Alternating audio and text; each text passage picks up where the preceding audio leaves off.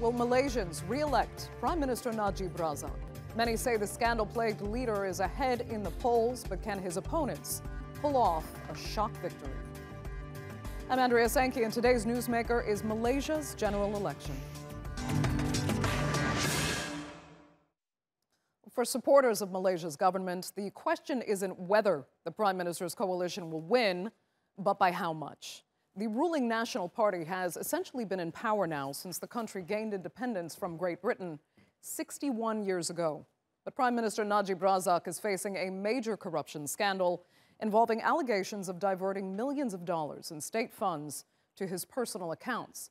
Well, he's up against his former mentor, 92-year-old ex-Prime Minister Mahathir Mohamad, who came out of retirement to lead the opposition. There are accusations now that the ruling party has been using questionable tactics and intimidation to prevent their opponents from advancing. So does the opposition have a chance? Well, if it does, it could be because of the youth vote, as Natalie Pohonen reports now from Malaysia.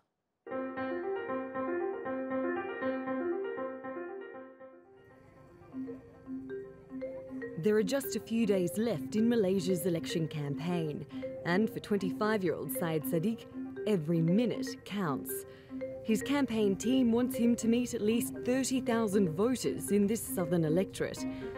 But it's not just these voters he's trying to win over. Saddiq is a key figure for the opposition coalition Pakatan Harapan, and he wants to change the face of Malaysian politics. Because it's seen to be an oldest game, we have to break the glass ceiling, a glass ceiling which paints a false reality that young people are incapable, immature to join politics and partake in the nation-building process. If anything, we need to have more young people, enthusiastic young people from all political sides.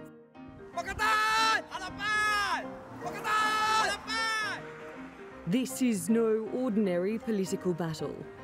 Saddiq and members of the opposition are trying to convince voters to choose an alternative to the governing coalition that's led Malaysia for 6 decades, Barisan Nasional, or BN. They want to oust sitting Prime Minister Najib Razak. And to do that, they've gone back to the past, enlisting the former Prime Minister and once leader of BN, Mahathir Mohamad, to run again for the premiership. You're a 25-year-old trying to convince other young people to vote for a 92-year-old. Yeah. How does that work? Well, I always believe that you must look at the team and not just at one person. The seat Saddiq is running for is in the state of Johor. It's a predominantly ethnic Malay region and is considered the birthplace of UMNO, the core party of BN. Saddiq says it's a seat the opposition needs to win to stand a chance of governing Malaysia. But campaigning in a marginal seat requires a tough skin. I mean, come on, we want to bring a more mature new politics, and this is definitely not one of it. You don't see us taking down any BN flags. In this community, there are people who admire his ambition, even if they don't back his politics. For me, Syed Saddiq is good from the point of being a young and spirited youth. But at the age of 25, to contest more, it's not good for him. Because of his age, he doesn't know much about the electorate. Polling day is just around the corner. Time is short, but he has a long-term vision for his country. Let's take the worst-case scenario and we lose. I believe there'll be more and more young people, people who are bright-minded, well-educated, people who are well-informed with the political environment. I think there will be a time in which my generation will take over Malaysia, no matter which party we are in. But I know that once my generation take over, together we will be able to rebuild Malaysia.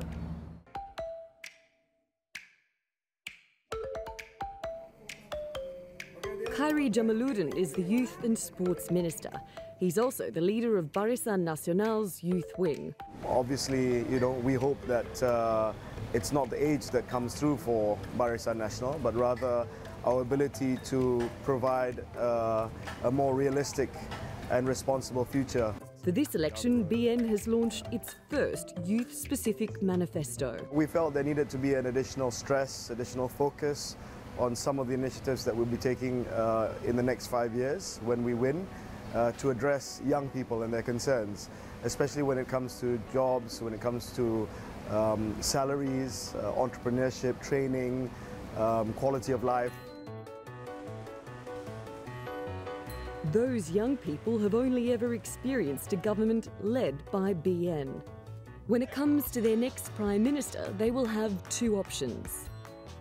One is Prime Minister Najib Razak, who's faced accusations of involvement in the suspected theft of billions of dollars from the state investment fund 1MDB. He and the company have repeatedly denied any wrongdoing. The other option is Mahathir Mohamad, Najib's former mentor and now bitter political rival. There are voters who don't want either of those choices. Even before the election campaign started, there was a social media campaign using the hashtag Undi Rosak, which in English means spoil your vote. It's asking people to fill out their ballots incorrectly as a sign of political protest. In Malaysia, the youth vote is considered anyone between 21 and 39. They account for about 40% of the electorate. In this tightly contested race, they could be the deciding factor. Their votes are needed by all sides of politics. When we speak to youth voters across the country, we find that they are more critical towards the more long-term issues about governance, corruption, and also how well government spends its money. So we do notice that youth voters tend to be more idealistic, more skeptical or cynical towards politicians across the board, and more questioning. There are about 2 million new voters who've reached voting age since the last election. One of them is 23-year-old student Judith Mary. Before this, I was very, very uneducated about politics and all. I choose to stay out of it because I wasn't in the position where I could vote. At the end of the day, the future of the country depends on the younger ones. And so I hope that I can make a difference by my one vote. So how will Malaysia's young voters end up wielding their power and influence at the ballot box? Natalie Pohonen, The Newsmakers, Kuala Lumpur. Well, to discuss Malaysia's election further, I'm joined now by Mahathir Mohamad's son, Mukriz Mahathir. He's also the deputy president of the opposition, Parti Peribumu Bersatu Malaysia. He joins us from the state of Kedah. In Kuala Lumpur, we have Najib Razak's former political secretary, O.E. Song. And also in Kuala Lumpur is Ibrahim Sufyan. He is the co-founder of the Merdeka Center for Opinion Research. Thanks, all three of you, so much for joining us. Let me start with our analyst, Ibrahim Sufyan, because I'd like to ask you, I mean, we've learned something in the past couple years especially, that the polls are not to be relied on. But in the case of Malaysia, I really am hearing from so many analysts that the opposition will find it very difficult to win this election. Tell us why. Well, you know, the situation in Malaysia is slightly different than in other countries, particularly liberal democracies where polling is much more developed and there is a culture of openness for people to speak about their political choices. In the context of Malaysia, there is a degree of reticence amongst voters from sharing their innermost political choices. And we notice that, I think in the Malaysian context, it's harder to read people's intentions. And that's one point. The other point is that the ruling party has been a dominant force for over 60 years. And particularly in rural areas, they continue to enjoy significant support. And so for the opposition to make good on the election day, they really need to win over the rural Malay Muslim electorate in a sizable fashion so that they can enjoy a clear victory. Otherwise, it's still going to be in the hands of the ruling party. Okay. Mukriz Mahathir, your opposition actually did win back in 2013. They won the popular vote, at least, but they couldn't win any sort of parliamentary majority. How do you think you'll fare this time? We think that we'll fare very well, actually, because in the last elections, without much big issues, still the ruling party dropped from 140 seats in the previous elections to 133. This time around, there are numerous amounts of scandals and issues related to the ruling party, particularly to the Prime Minister himself. So we expect that this is going to have a direct impact on the psyche of the people, and that will be interpreted by the way they vote on the 9th.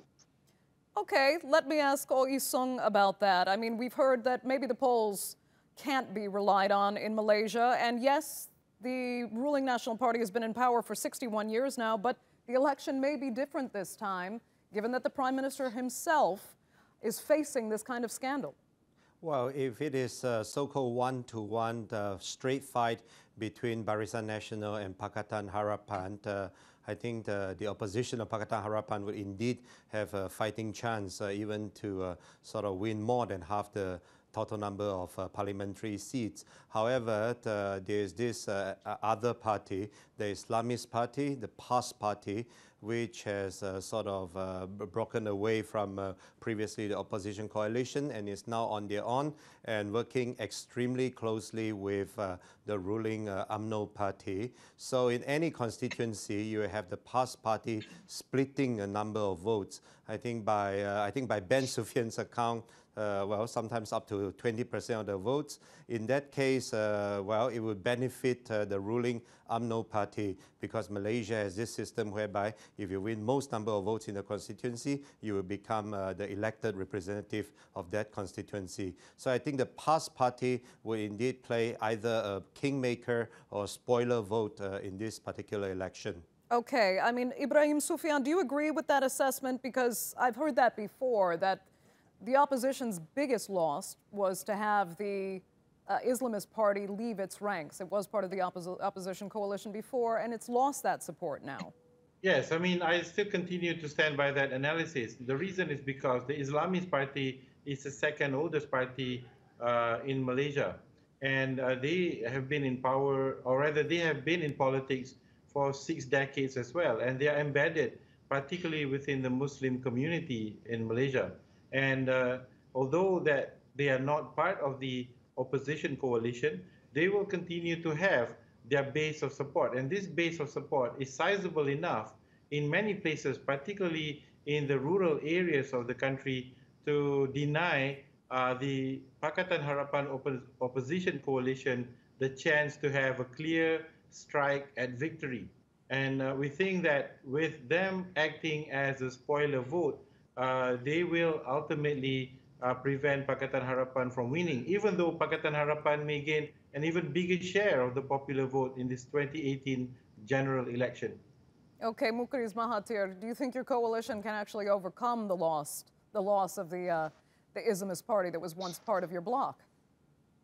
Well, actually, the way we see it, the fact that the top leadership of UMNO, the ruling party, and PAS in cahoots in some sort of another is anathema to their own supporters. You know, I mean, their own supporters don't feel that that's the best way to go. They have been mortal enemies for so long that they can't get themselves to support each other.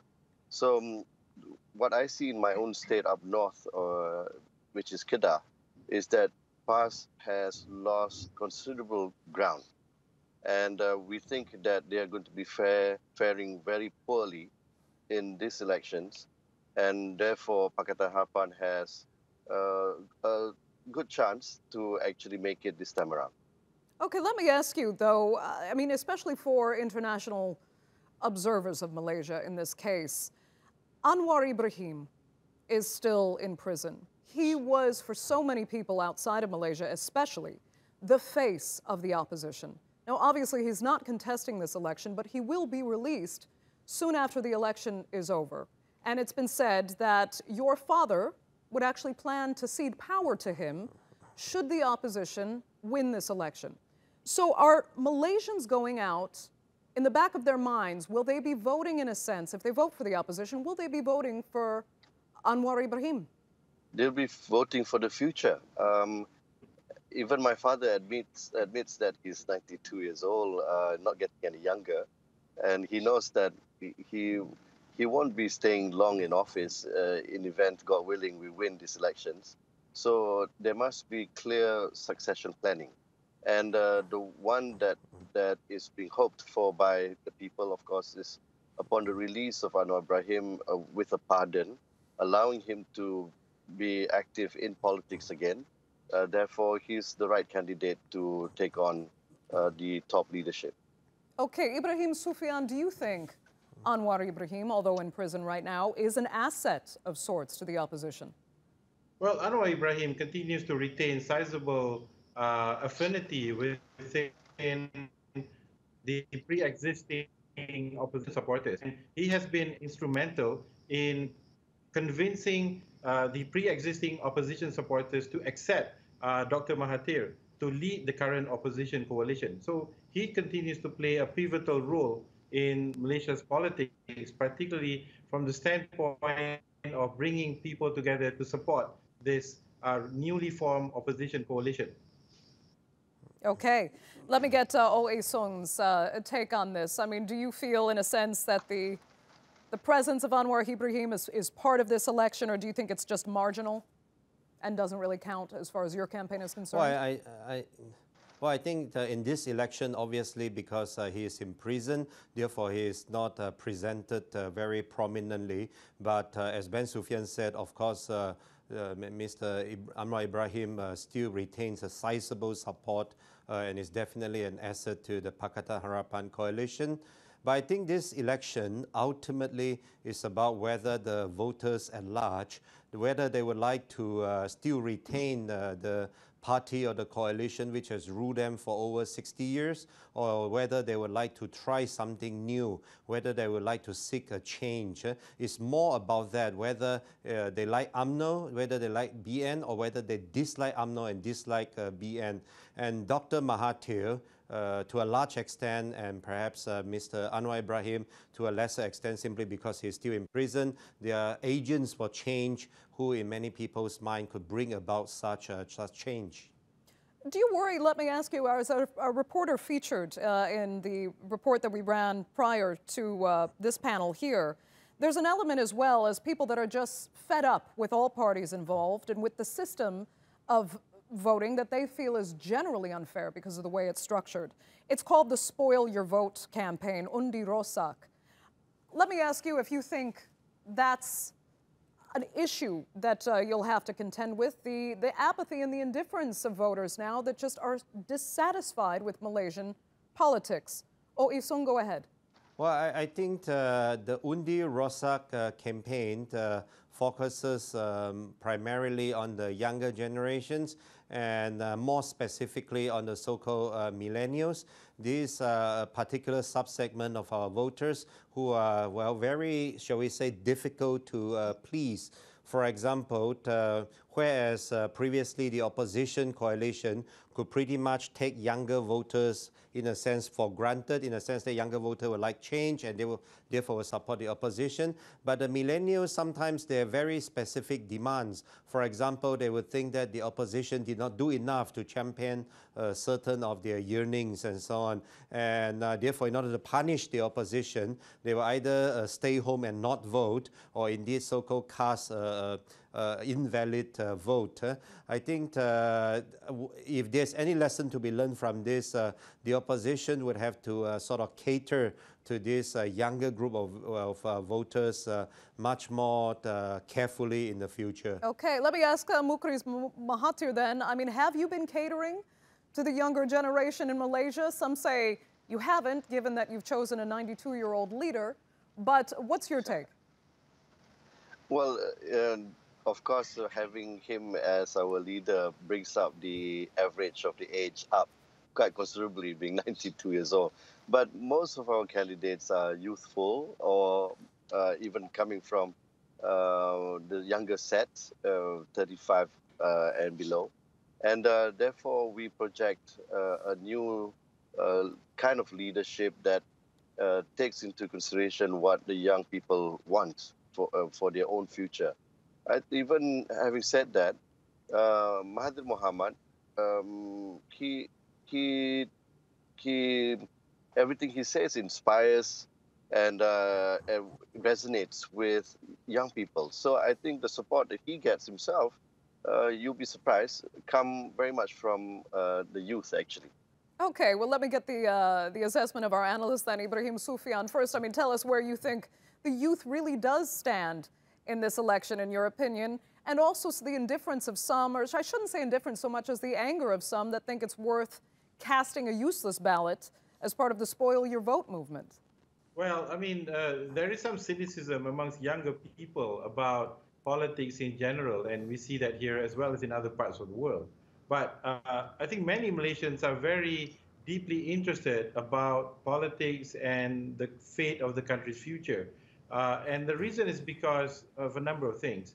We do have a fairly youthful population, and we have a pretty well-educated set of young people that have tremendous potential and aspirations to do well in life. And I think for many people, they find that their potential is somewhat limited by some of the policies, as well as the shortcomings in terms of what the government is trying to deliver versus what they have said they intended to deliver. So when we look at the surveys that we've conducted, we find that young people, yes, are very critical, and young people do look up to leaders like Dr. Mahathir, because many of them grew up with him as a father figure for the country's development. And we think that more than not, majority of the younger people will probably support the opposition rather than the ruling party. Okay. So let me ask Mukriz then, if you're looking at the support of the youth, as Ibrahim there has predicted, what do you say then about the larger system, and that even if you get that support, as you've complained before, it's the structure of the electoral system isn't fair because it favors the rural vote, which is predominantly Malay, which has long been very faithful to the ruling party. What will you make of the entire system? Will you begin calling for real reform in the electoral system? And how will the opposition reform itself? Well, what we've seen happening recently is the kind of gerrymandering that's been going on is polarizing the constituencies by ethnic groups, by race.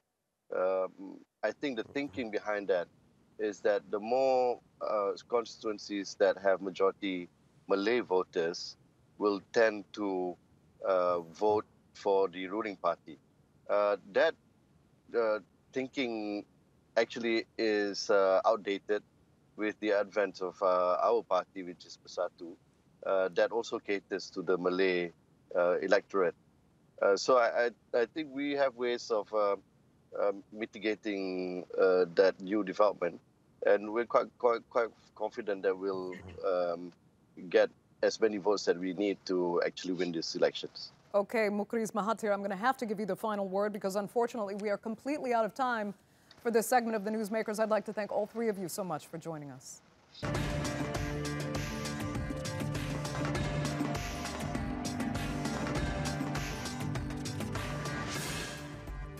Still to come on the Newsmakers, a top cardinal in the Catholic Church to face trial for sex crimes. And Israel's Prime Minister no longer needs Parliament to declare war. We speak to one MP who's trying to repeal the law. Well, Pope Francis's chief financial advisor, the third most powerful man in the Catholic Church, will stand trial on decades-old allegations of sexual abuse. Cardinal George Pell pled not guilty in Australia to offenses that allegedly took place at a pool, a cinema, and a church in the 1960s and 1970s. The specifics of the charges can't be released under Australian law, but some are asking what the church already knows, since the Vatican refuses to pay for Pell's defense.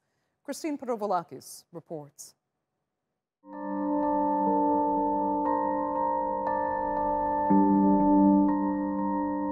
For decades, the Roman Catholic Church has been plagued by scandals involving priests sexually abusing children.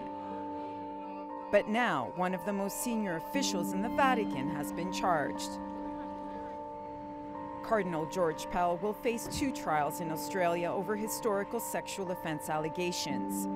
He's the country's most senior cleric and the Vatican's treasurer. Last June, he was charged with offenses that have not yet been disclosed. I'm looking forward, finally, to having my day in court. I'm innocent of these charges. They are false. The incidents are alleged to have occurred during Pell's time as a priest in his hometown of Ballarat in the 1970s. The rest relate to his time as Archbishop of Melbourne 2 decades later. For years, Pell has been accused of mishandling cases of abuse by clergy when he was Archbishop of Melbourne and later Sydney. Those allegations were part of a royal commission into institutional child sexual abuse, which recommended 400 reforms to better protect children. But now Pell himself has taken a leave of absence from his Vatican job and is due to be tried over several weeks. He says he expects to be acquitted and return to his post.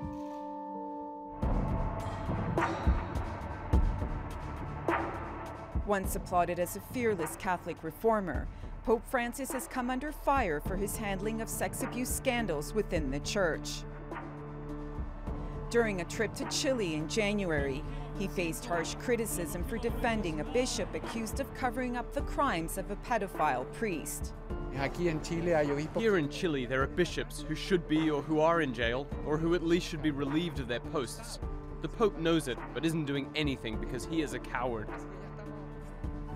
He later apologized. I know how much the abuse victims suffer in hearing the Pope say to them, "Bring me a letter with proof." I realize that it's a slap in their faces, and now I realize that my expression was an unfortunate one, because I did not mean it. While Francis did set up a commission in 2014 to protect minors and a tribunal in 2015 to deal with pedophile priests, 2 members of the commission resigned, saying no progress was being made. There have been far too many cover-ups. There have been far too many clergy protected, moved from place to place. In 2016, the Pope did oversee a change in church law so bishops found guilty of sexual abuse with children would be defrocked. But the Church does not have to inform authorities if it suspects cases of abuse. In Pell's case, Pope Francis has said he will wait until Australian justice takes its course before taking a position. It is true, there is doubt and there is the principle of clear rights. In dubio pro reo, but we need to wait for the justice system, and we mustn't make our decision before this. Critics say the Catholic Church should be proactive against abuse, but instead is being defensive. And after decades of the Vatican dealing with senior clergy accused of sexual abuse within its own judicial system, many are asking, is this trial a breakthrough? Christine Pirovolakis, The Newsmakers. Well, joining me now from Tucson, Arizona, is the president of the Survivors Network of Those Abused by Priests, Tim Lennon.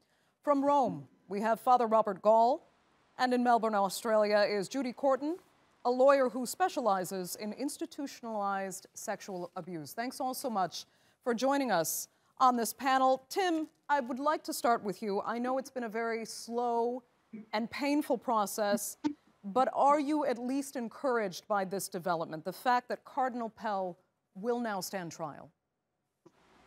Well, we're always in favor of civil society investigating crimes against sexual violence against children.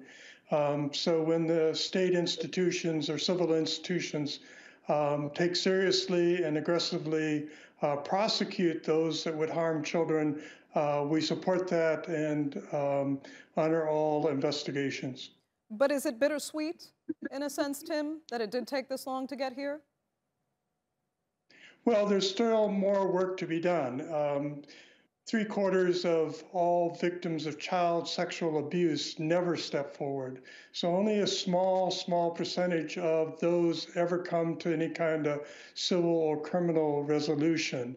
So the tragedy is we call ourselves survivors because so many victims of child sex abuse suffer from drug addiction, suicide, all these different kinds of emotional and psychological problems. They're so beset that it's difficult for them to step forward. Understood. Judy, as somebody who works as an attorney in this space, I mean, how big of a step do you think it is that Australia has taken by finally bringing Cardinal Pell to trial? I think you said at one point that it might actually ensure justice for victims in the future. Well, this takes us back to my area of research. I did my doctoral research in law looking at sexual assault in the Catholic Church, whether or not victims are finding justice. And I think we need to go right back to the very basics, and that is, what is justice for victims and survivors? And justice is, there are multiple elements, but two of the most important elements for justice are, one is for the truth to be told and acknowledged, and for there to be a two-way exchange of the truth. So survivors and victims and their families want their truth to be known and acknowledged. Equally, they want to hear the truth from the church as well. As important as that is the fact that victims and survivors also want accountability. Now, accountability, we look at both criminal accountability, and that's accountability for the sex crimes themselves, but equally important, in fact, more important for a lot of the people in my research, is accountability of the hierarchy who concealed and covered up the crimes. Now, in Australia... No, sorry, Judy, I'd like to give everybody equal time, but I'm going to get back to you on some of the issues you brought up. But let me ask Father Gall, I mean, what you think of what Judy said. Is the Catholic Church ready to adhere to the requirements that she laid out as an attorney? And how is the Church feeling right now to have one of its highest-ranking members actually face trial like this? Oh, absolutely. The Church is in full agreement with those principles that Judy said. In fact, very beautifully spoken about the need for truth and how helpful the truth can be in helping to remedy in some way the injustice, the terrible injustice that those who suffered this abuse went through. And in fact, this is exactly the same thing that Cardinal Pell himself is seeking. He too is seeking the truth, and he was anxious to go and to face this trial, and he's anxious to give his testimony. In fact, he nearly shouted out, not guilty, at the beginning of these recent procedures, which have been ongoing in his case, that there have been so many procedures against him, and at every turn he's been found to be not guilty. In fact, it's an amazing, just looking at it from a historical perspective, Cardinal Pell was the first bishop in the world who established some really sound and thorough criteria for handling the allegations of sexual abuse on the part of clergy when he was made Archbishop of Melbourne. And shortly thereafter, this was in 2001, he established those principles in 1996. In 2001, he was moved, really promoted to the See of Sydney in Australia, and very quickly there were allegations against him personally. And he's, I think, the first archbishop in history who stepped down in order to himself undergo the proceedings by an independent investigator regarding those allegations. So he's been, in a sense, under trial since 2001 through these same procedures that he himself established, hopefully leading to the truth. Okay, so he does claim he's innocent, as you've stated there, Cardinal Pell does. And it seems as if you respect him for his eagerness to prove that innocence. But then why isn't the Catholic Church better coming to his defense? The Catholic Church is not contributing, particularly financially, to the defense of Cardinal Pell. Why not? In fact, this is really beautiful, and I think in terms of the honorability of the Church with respect to transparency and accountability, the Church is saying that this is not an institutional accusation against the Church as such. It's against him personally, and he has his own personal responsibility. And the Church is also saying we respect civil justice, and we want him to go to trial. We want to see the proceedings be laid out transparently according to accountability and those principles of a democratic constitutional order. And we want this to play out. And the Church is purposely not interfering in any way. Pope Francis is very careful to not even to express his support of Cardinal Pell. He surely supports him. He appointed him to his Council of 9 Cardinals that have this international purview over the Universal Church before these allegations arose. And yet he hasn't spoken in his defense because he wants to respect these legal proceedings. Okay, Tim, go ahead. Do you agree that the Church has been an honest broker then here? No, no. In 2014, the UN Committee on the Rights of the Child had a hearing with the Catholic Church, with the Vatican, about their systematic and historic cover-ups of child sex abuse. That was in 2014.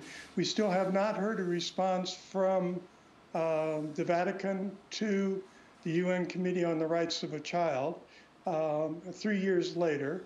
And the UN Committee on the Rights of the Child says that, yes, there was systematic cover-ups and moving priests around. And so to me, that the whole issue of saying that the Vatican wants to be transparent, I think is totally wrong. You have Archbishop Operon, if I'm pronouncing his name right, from Guam, who recently had a Vatican trial of sorts. And they didn't remove him from clergy. They didn't even acknowledge that he had 4 accusations of sexual abuse. And so to me, there's still a systematic effort to keep things quiet about sexual abuse within clergy. And the Pope has yet to kick out one bishop who has sexually abused a child or accusations of it, or covered up sexual abuse. And when the Pope starts removing bishops, then I would say that they're open and transparent. Okay, Judy, let me ask you. I mean, do you think the church has played an honorable role in Cardinal Pell's case, or do you agree with Tim that there's, a little too little transparency, actually? Look, I want to, yes, a different comment on that. I want to respond to Father Gall's opinion or comment that Cardinal Pell was the first archbishop in the world to take child sexual abuse seriously in the church. Now, that's just not true. Cardinal Pell, in 1996, when he became archbishop, before he was a cardinal, he did start up an internal complaints process for complaints of allegations of child abuse. Now, that complaints process, which was very much part of my research, in fact, what the research found, and what our Royal Commission, which has run for 5 years, has also found, is that internal complaints process was in fact designed by lawyers to be very legalistic and to further silence, contain and control the victims. Now, only recently, we're getting some very important legislative reform to allow survivor victims to be able to sue the church. But up until the last couple of years, in Australia, there was no legal entity for the Catholic Church per se that victims and survivors could sue. So basically, they had to go back to the church with cap in hand and beg. And our Royal Commission, which I said has been going for 5 years with 6 Royal Commissioners, and my research all show that cover-up and concealment of the sex crimes is universal and shocking. And in Australia, we do not have one conviction for the crime of concealment and cover-up. Okay. Not one. We have an Archbishop who's on trial at the moment, but that's it. Okay. Now, that really is quite extraordinary when you think about the number of victims, thousands in Australia, and the number of people who have covered up and concealed.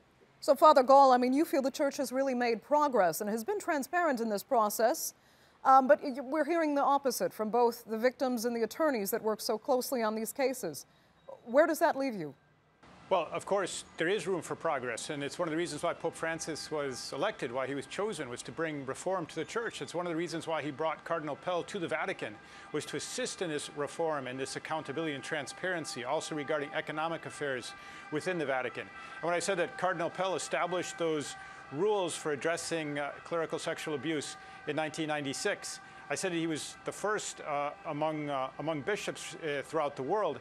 And of course, there are civil procedures in place that need to also be engaged, which is exactly why he's facing trial right now.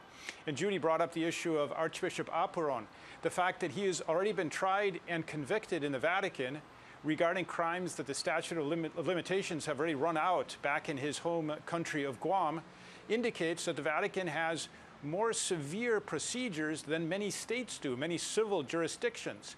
And right now, Judy rightly said, he has not been removed from the clerical state, and this is because he has asked for an appeal. And the church is respecting due process, and there's a right to appeal, and that's undergoing right now.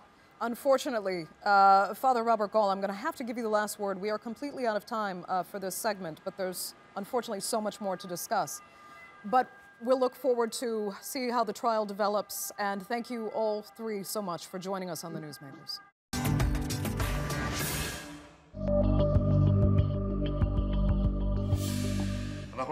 We are determined to block Iran's aggression towards us from the beginning, even if that involves a fight. It's better to do so now than later. Well, it now seems a whole lot easier for Benjamin Netanyahu to start that fight. Israel's parliament has passed a law that gives him and his defense minister the power to declare war without parliamentary approval. Now, despite the new law being limited to certain extreme conditions, it's up to Netanyahu to decide when those conditions apply. And the timing is significant, coming just days after Netanyahu claimed that Iran has been hiding a nuclear weapons program. Well, to discuss that law and more, I'm joined now by Omar Bar-Lev. He is a Knesset member from the Zionist Union and a former commander of the Israeli military's special forces. Thank you so much for speaking to us. Let me first just get your assessment of this new law. Is this good for Israel, or does it put your country too much at the mercy of its hawks? No, I think it's not a good law. You know, in the beginning, it's the responsible of all the government to decide whether or not to open a certain military initiative that might lead to war. But as all the ministers in the government, maybe it's a too large group. That's why this law was meant that only the cabinet that deals with security issues and international issues will discuss and approve or not approve such an Israeli move. This is, as far as it goes to the cabinet, that it's at least 6 members according to the Israeli law, including the foreign minister, including the minister of finance, the minister of justice, and so on. It's okay.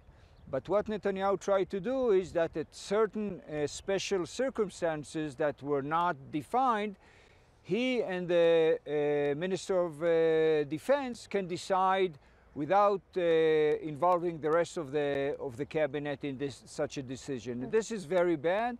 And what I hear now, that there are currently ministers that are part of the cabinet that are maybe they didn't understand, or didn't read the law, which is quite embarrassing. But they came back to Netanyahu and said they don't agree to that, and hopefully it will get back to the Knesset and we will cancel this additional option to the Prime Minister to decide by himself. So you think this law was actually misunderstood by certain members of the parliament. So at this point, it may be reversible? It is reversible. Actually, I after this law was passed, I suggested and put on the Knesset table a law that cancels the ability of the Prime Minister to decide along with the Minister of Defense. So hopefully the law that I just placed on the Knesset table several hours, 24 hours after this specific bill was passed, hopefully this will come back and the Knesset will make the change. Okay. But, I learned that I shouldn't be too optimistic about it. I was just about to ask that, because if your bill doesn't pass, it means that members of the parliament fully understood what this bill is about, yet they seem to feel there's enough of a sense of urgency and there's enough of a threat against your country to give Netanyahu these powers. Yes, I'm not sure that, to say that the ministers and the coalition that voted for what Netanyahu asked for, they didn't understand. Maybe they preferred not to understand, because within the Security and Defense and Foreign Affairs Committee that we discussed this law, this was clearly understood, and actually there was a consensus to vote against that. But unfortunately, MK Dichter, which stands at the head of the Committee of Defense and Foreign Affairs Committee, he and Netanyahu personally put pressure on all coalition members to vote for it. Okay. So, you know, it's better to change better later than ever, but it's a very, very bad move. Okay, that is your opinion, though. However, you know that members of the coalition, the ruling coalition, don't agree with you. So I'll let you tell us what you think the worst case scenario could be in this new law passing and giving Defense Minister Avigdor Lieberman and Prime Minister Benjamin Netanyahu this kind of power. I think, you know, to say the least, I think it's not good. But especially in the situation that we are currently facing with all the pressure and tension in the area, I think that it's not good, meaning, as the Israeli law says, the cabinet has to decide that. It's not good, though, meaning that Israel could be facing a potential war with Iran, possibly? Yes, if you're asking me, I think this possibility is low. And I hope the Iranians understand that it's not their interest to drag us to such a situation. But there is a certain possibility that such a escalation will happen. And if it happens, hopefully Israel will know and be smart enough, and the government will be smart enough to decide the right thing to do, and it won't be only on the decision of the Prime Minister. Okay, I'd like to ask you about a certain scenario some people have said may be developing here. When Prime Minister Netanyahu delivered on April 30th his now called Iran Lied speech, some said it smacked of the Bush administration's presenting evidence of weapons of mass destruction in Iraq that justified the U.S. invasion back in 2003. Do you fear that same scenario might be developing in Israel, but with Iran and its nuclear weapons? Right now, first of all, you know, what Netanyahu presented, that the Iranians are lying, and we knew it before the nuclear agreement was signed and after. And this was not, that was not news. We know it for many years, and as well our partners, the US government, the French, the British, they all know that the Iranians are liars. This is on one hand. On the other hand, since the nuclear agreement was signed, as far as I know, the Iranians are doing their utmost to strictly keep the agreement. It doesn't say that tomorrow they might lie again and break out of the agreement, but currently, as far as I understand, they are keeping the agreement. But a part of the agreement that deals only with the nuclear threat, they are developing additional threats like their long-range missile program that can hit, of course, Israel, can hit Turkey, can hit Russia, can hit certain European countries. And this is against the UN Security Council resolution. So they are doing things that are the Security Council, the UN Security Council said that they are not allowed to do that. Right. So if President Trump, with the French, with the British, will decide to impose sanctions against Iran because they are continuing to develop these type of threats and development programs of their missile program, I think this would be very good for Israel, for Turkey, and for the whole world. So those options are on the table for the international community. But let me ask you this. What do you feel are the genuine motivations behind getting this law passed? Because some have said that Netanyahu is really trying to jump on the so-called momentum that, of course, his ally Donald Trump has been a part of, with Trump putting the Iran nuclear deal so firmly on his hit list. Netanyahu has joined with that to push, the necessity, the urgency of this matter forward with the Israeli public. But there's also some that really have a suspicion that Netanyahu is trying very hard to distract from criminal charges that are pending against him. What do you think his interest is? Is it really about Israeli security, or is there something more selfish at stake here? No, although I'm part of the opposition, I think it's about Israel's security. And right now, President Trump has two options to decide. One option, which is good for the security of Israel and Turkey and Europe, is to impose additional sanctions with the European against what I said before, Iran's interest to develop its long-range missiles. This is good for everyone. On the other hand, if the US will decide one-sided to step out of the agreement, so what will happen that maybe the United States will impose sanctions, but the Europeans said that they won't be part of it. And in that case, we can lose twice. First of all, European sanctions will not be imposed, and second, the Iranians will say, okay, if the US stepped out of the agreement, we are going forward with our nuclear agreement, and of course this is not good for Israel, and it's not good for our entire region. Okay, Omar Barlev, we're going to have to leave it there. I'd like to thank you so much for joining us on the Newsmakers. That's all for this edition of the Newsmakers with me, Andrea Sankey. Remember, you can check out more of our stories on YouTube, Facebook, and Twitter. Remember to like, follow, and subscribe.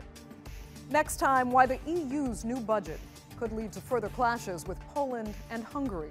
Until then, thanks for watching. Goodbye.